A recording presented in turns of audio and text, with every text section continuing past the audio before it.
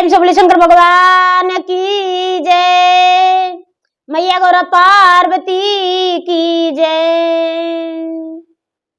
हर हर महादेव, घर घर महादेव।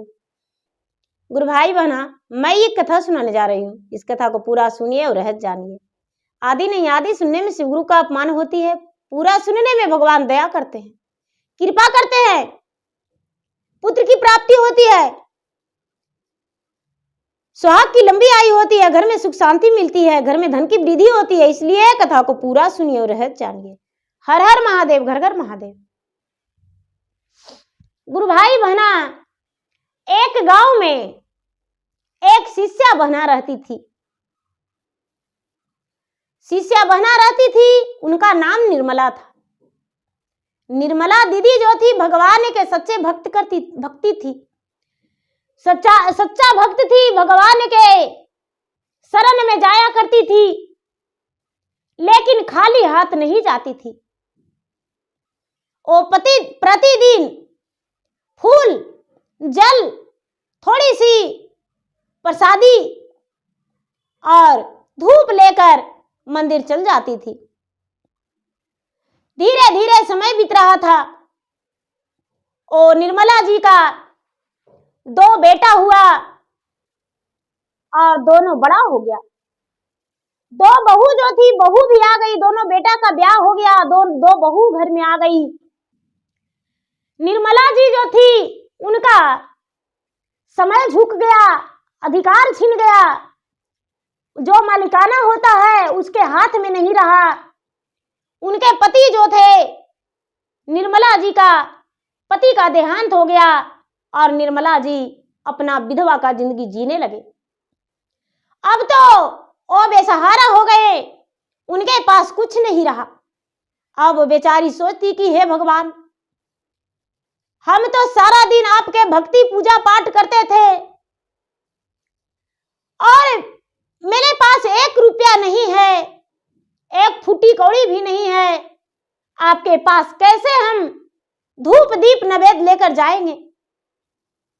निर्मला जी अपने बड़े बेटे से मांगे, बेटा बाजार जा रहा है? बेटा बोला, हाँ माँ, बाजार तो जा रहा हूं।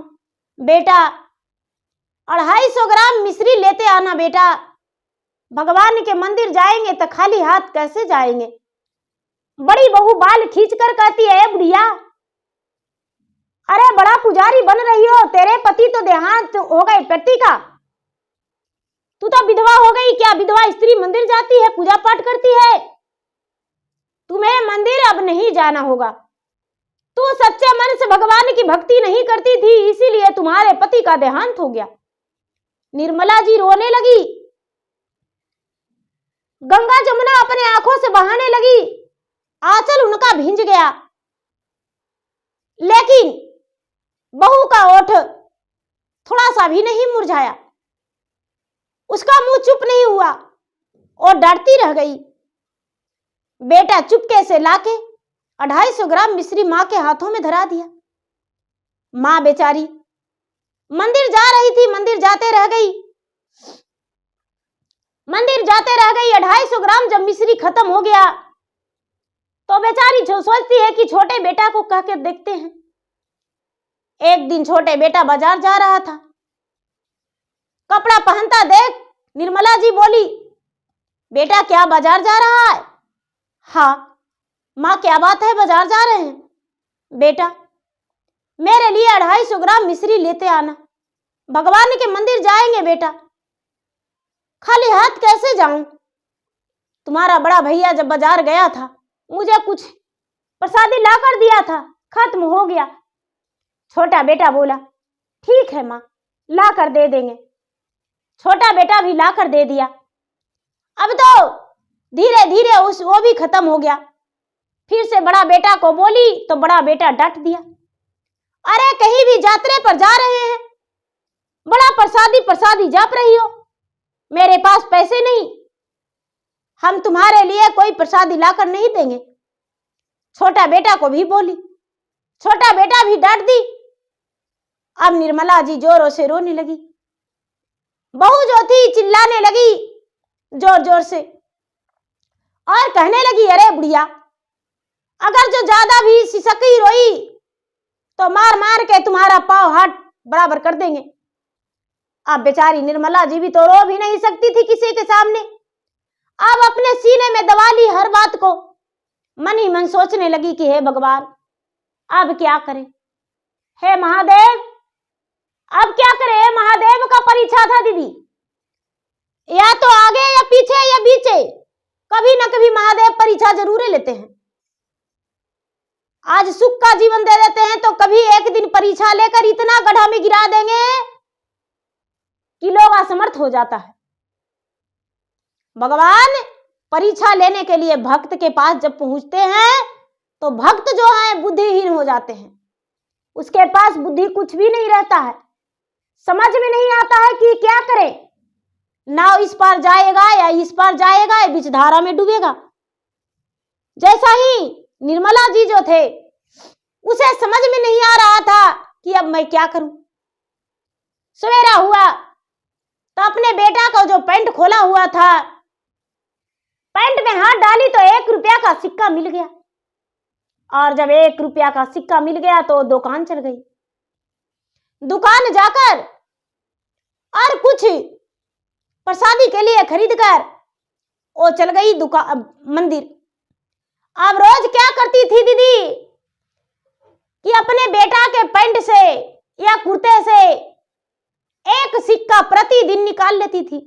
या तो 1 का सिक्का मिल जाता, या तो 2 का या 5 का, जैसे भी सिक्का मिल जाता था वो निकाल लेती थी और निकाल कर दुकान से जाकर प्रसादी ले आती थी, कभी बड़े बेटे के पैकेट से, कभी छोटे बेटे के पैकेट से। धीरे धीरे समय बीता तो एक दिन का बात है कि बड़ी बहू ने देख लिया अपने सास को अपने पति के सट से चोरी करते पैसे। बहू ये नहीं सोची कि सास कितना पैसा निकाली। उस दिन भी निर्मला जी का हाथ में सिर्फ 1 रुपया का सिक्का था, 1 रुपया का सिक्का था और वो 1 रुपया का सिक्का हाथ में ली थी। बड़ी बहू देखी, अरे बुढ़िया चोरनी, मेरा पति का सट से पैसे निकाल रही हो। तब तो सोचते हैं कि मेरे पति प्रतिदिन कमाई करके आते हैं और पैसे क्या हो जाता है, लेकिन पैसे से पता नहीं तू क्या करती हो, प्रतिदिन पैसे चुरा लेती हो। अब एक डंडे लेकर सास को दे दनादन पूरा मारने लगी। बुढ़िया जो थी तड़पने लगी, चिल्लाने लगी और बेटा बेटा कह के पुकारने लगी। बेटा आया, बोला माँ क्या हुआ, क्या हुआ। कहती है कि बेटा तुम्हारा सट से हम पैसे निकाले प्रसादी के लिए। गुस्से में बेटा बोला, अरे तुम्हें शर्म नहीं आता, हम दिन भर मेहनत करते हैं और तू पैसे चुरा लेती हो। तब तो मेरा कपड़े में पैसा नहीं रहता है पैकेट में। बेटा भी माँ के तरफदारी नहीं किया और नहीं तो अपने पत्नी को मारने से मना किया। पत्नी मार पीट के और एक चटाई में लिपट के जंगल में फेंक लाई। दोनों देवरानी और जेठानी दोनों मिलके चटाई में लपेट के और जंगल में फेंक लाई कि अब बुढ़िया मर गई। जब बेटा आया दीदी तो सांझ को पता चला कि मेरा माँ मर गई। दोनों का पत्नी अपने अपने पति से कहती है कि ए जी आपको माँ बड़ी टुनकी थी जी, ज्यादा नहीं मारे, लगता है 2-4-10 डंडा दिए और उसका प्राण निकल गया, मर गई। बड़ा बेटा बोलता है चलो अच्छा हुआ है, क्रिया कर्मठ कर देंगे। दीदी जो बेटा था दोनों थोड़ा सा भी आंखों नहीं मिटमिटाया, अपने पत्नी को एक बार नहीं बोला कि तू मेरा माँ को मार दिया और मुझे कह रही हो मेरा आपकी माँ जो थी बड़ी कमजोर थी, टुनकी थी, मर गई। अब दोनों क्रिया कर्मठ की तैयारी करने लगा दीदी। अब देखिए आगे आगे होता है क्या है, क्रिया कर्मठ करके ब्राह्मण को जिमा के और तैयार हो गया, अपना माँ के क्रिया कर्मठ कर दिया। अब हुआ क्या होता है दीदी कि जब दोनों बहू मिलकर फेंक दी तो शंकर भगवान और पार्वती दोनों जो थे दोनों जंगल में घूम रहे थे। सुंदर सुंदर फूल खिला हुआ था, वो फूल को सुगंध ले रहे थे मैया पार्वती, और नीचे नहीं देखे और चटाई में बज गया पाँव माता पार्वती के। चटाई में जब बजा तो बुढ़िया का प्राण तो निकला नहीं था, बुढ़िया कुहर रही थी।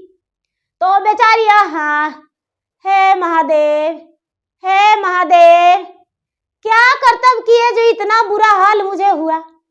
हे महादेव, आपके लिए मुझे इतना दुख सहना पड़ा, चरनियों बने, चटनियों बने, पिटाइबो किए, बहु फेंकू दिया। अरे मारे के मारा तो ठीक है किया, लेकिन जंगल में फेंक दिया। महादेव कहाँ जाए, वो बेचारी रट लगा रही है। पार्वती कहते हैं कि हे महादेव जी, ये क्या सुन रहे हैं?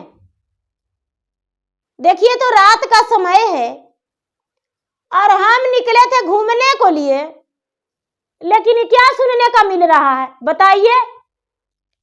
ये बुढ़िया जो है कहती है महादेव जी क्या करवा दिए, अब हम कहाँ जाए, मेरा शरीर जो है बाघ सियार नोच नोच के खाएगा। तो ये सच्चे बात है, इसका शरीर बाघ सियार नोच नोच के खाएगा। तो बुढ़िया जो है बुढ़िया के जंगल में रहेगी, बताइए। इसका बहू मार के हाथ गोड़ तोड़ दी है। महादेव जी कहते हैं कि तो क्या करे पार्वती, बताइए, सब तो इसी प्रकार करेगा तो कितना हम सबके देते रहेंगे।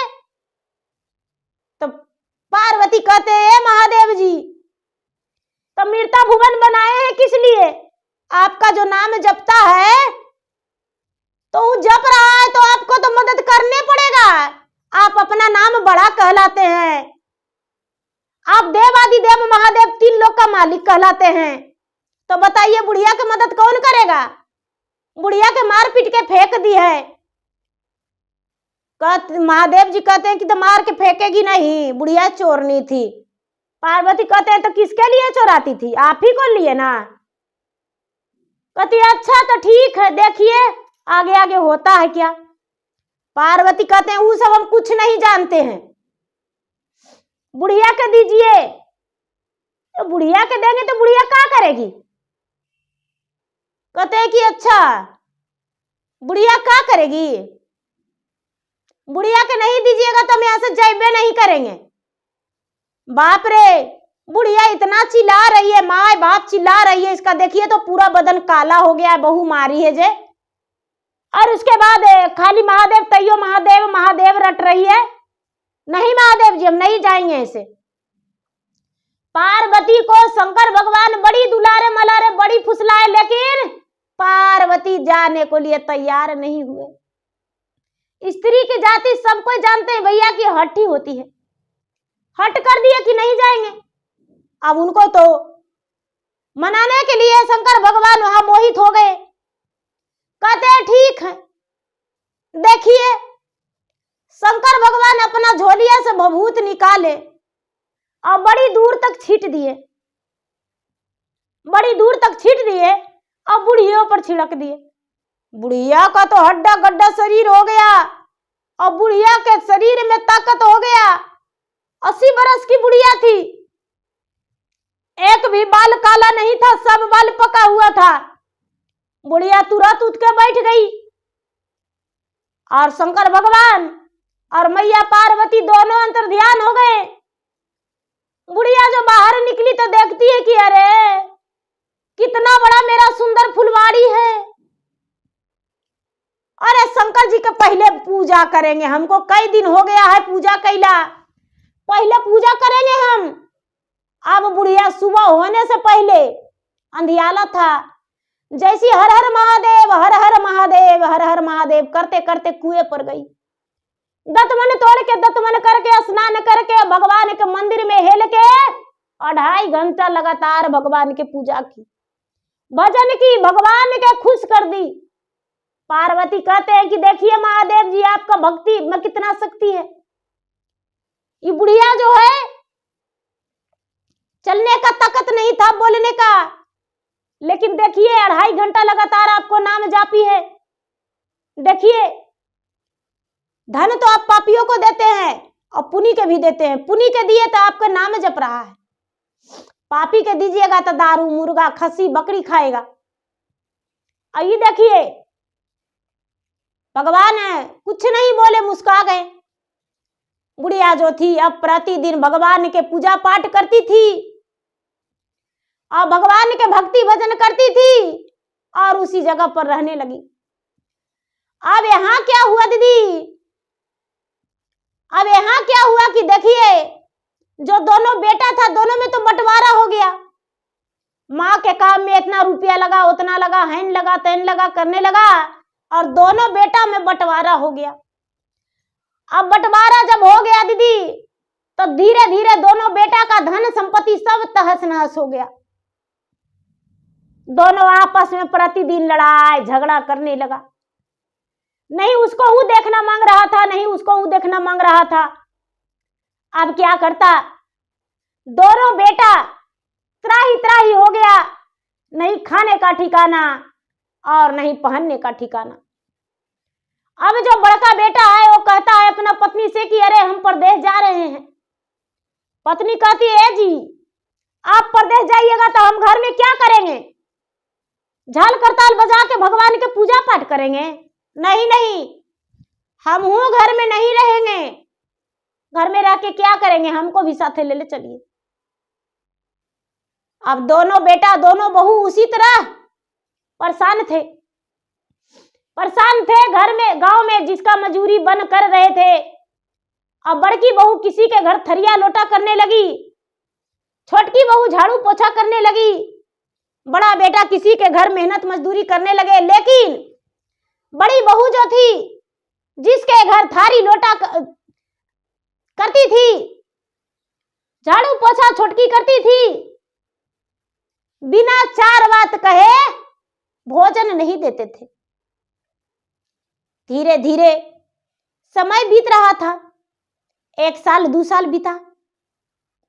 जब 1 साल 2 साल बीता तो बड़का बेटा जो था वो बोला कि देखो अब यहाँ रहने से कोई फायदा नहीं है, हम परदेश जा रहे हैं, हम परदेश जाएंगे और परदेश जाके और कुछ रुपया कमाएंगे।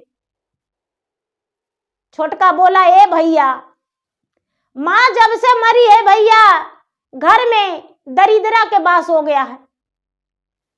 ए भैया हम लोग दोनों भाई चलो परदेश, दोनों भाई चलो परदेश भैया, और परदेश में रहेंगे।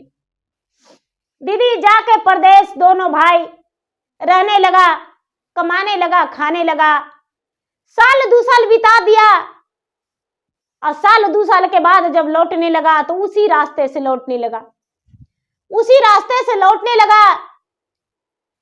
लौटते लौटते दोनों का प्यास लग गया तो माँ के पास गया पानी पीने, तो देखता है अरे मेरा माँ है। कहता ए भैया माँ है? अरे हाँ माँ तो मर गई थी। जाके माँ के बोला है माँ बताओ हम क्या कसूर किए थे जो तू घर छोड़ दी, आई जंगल में आके ऐसो आराम के जिंदगी बिता रही हो।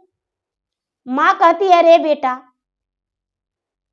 तुम लोग बेशरम है रे, 1 रुपया के कारण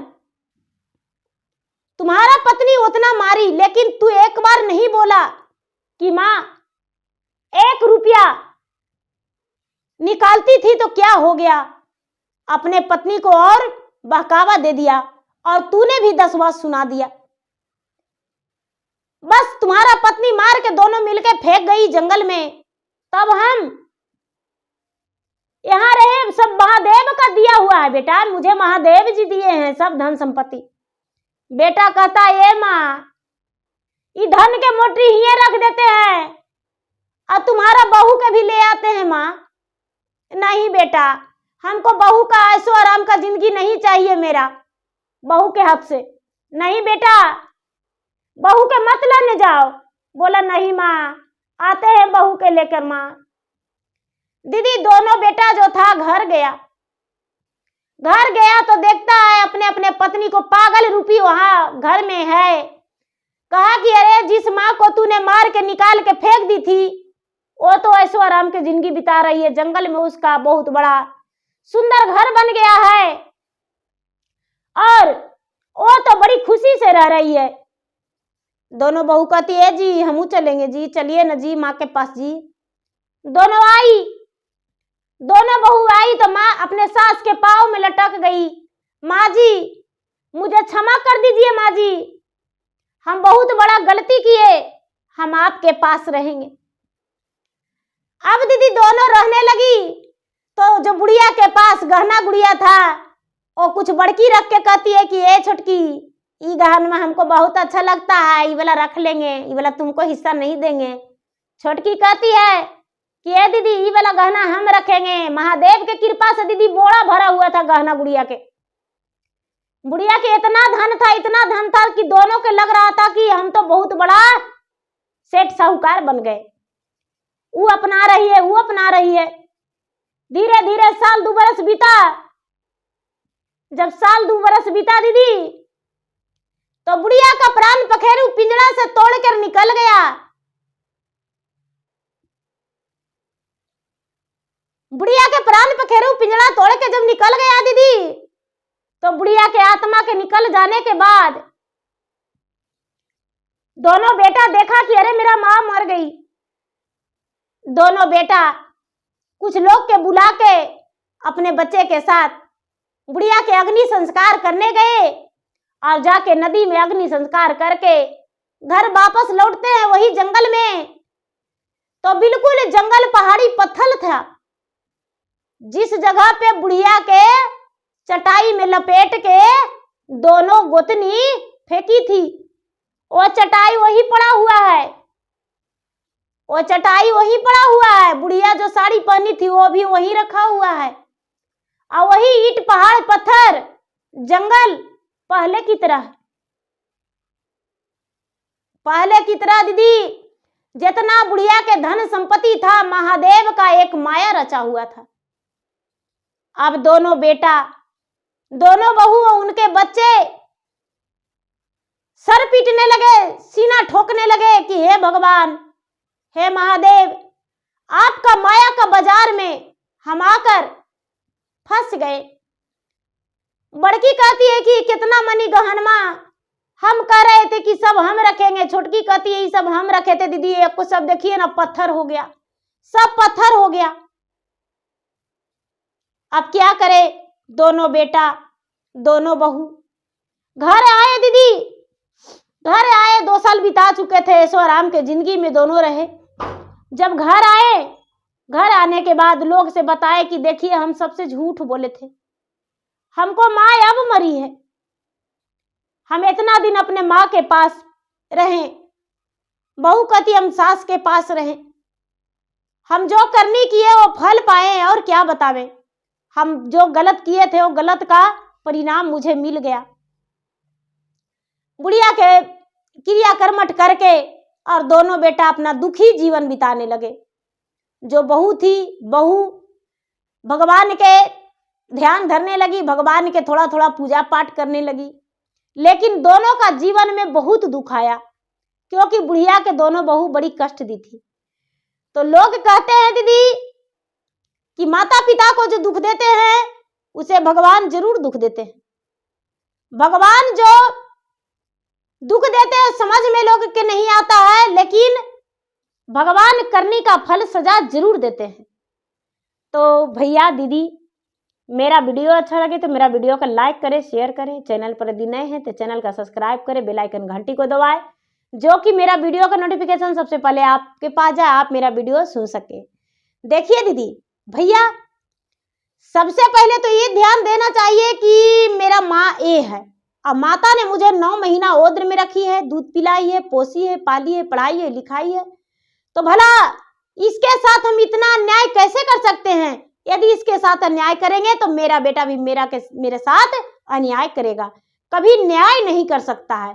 तो ये चीज जिसके पास समझ हो जाएगा वो माता पिता को, सास ससुर को कभी दुख नहीं देंगे। और सबसे पहले तो होना चाहिए कि इनके जरिए हम यहाँ खुश रह रहे हैं, ये चीज तो लोग भूल ही जाते हैं। तो दीदी मेरा प्रणाम, धन्यवाद। हर हर महादेव, घर घर महादेव।